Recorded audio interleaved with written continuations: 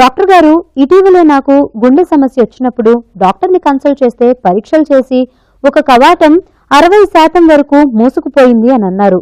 Medicines వాడాలి అని అన్నారు. ఫ్యూచర్లో ఏదైనా సర్జరీ అవసరం ఉంటుందా? మెడిసిన్స్తో ఇది తగ్గిపోతుందా? నేను ఎటువంటి జాగ్రత్తలు తీసుకోవాలో తెలియచేయండి అంటూ అడుగుతున్నారు. ఈ ప్రశ్నకి కార్డియాలజిస్ట్ డాక్టర్ మిరాజీరావు గారు సమాధానం అందిస్తారు. వాల్వ్ అంటే నా కామన్ ప్రాక్టీస్లో నేను పేషెంట్స్ దగ్గర అర్థం చేసుకునేది ఏంటంటే వాళ్ళు రక్తనాళాల్లో బ్లాకులను కూడా వాల్వ్స్ అంటారు. యాక్చువల్గా ఉండే కవాటంలో ఉండే ప్రాబ్లమ్స్ని కూడా వాల్వ్స్ అంటారు. కాబట్టి ఏ విధమైన వాల్వ్ ప్రాబ్లం అంటున్నారో నాకు అర్థం కాల. కానీ నేను ఊహించేది ఏంటంటే వాల్వ్ అంటే కవాటం 4 వాల్వ్స్ ఉంటాయి. ఆ 4 వాల్వ్స్లో 2 valves mitral valve, aortic valve యూజువల్గా చిన్నబడే ఛాన్స్ ఉంటాయి. వాటిని స్టినోసిస్ అంటాం. ఒకవేళ స్టినోసిస్ అంటే ఆ వాల్వ్ ఏరియా డయామీటర్ కనుక తగ్గింది అంటే వాటిని ఆపరేషన్ చేసి బాగు చేయొచ్చు. లేదు ఆపరేషన్ చేసి దాన్ని ఓపెన్ చేయలేని పరిస్థితిలో దాన్ని రీప్లేస్ చేయొచ్చు, వాల్వ్ రీప్లేస్మెంట్. అది కార్డియాక్ సర్జన్ చేసే వైద్యం.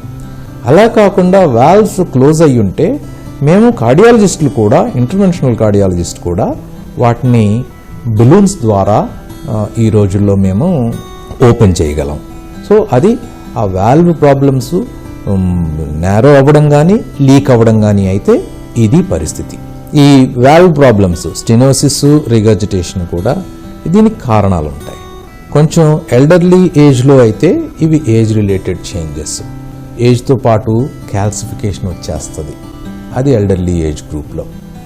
అలా కాకుండా కొంచెం యంగ్ ఏజ్లో కనుక వస్తే అది రుమాటిక్ డిసీజ్ వలన వస్తుందన్నమాట.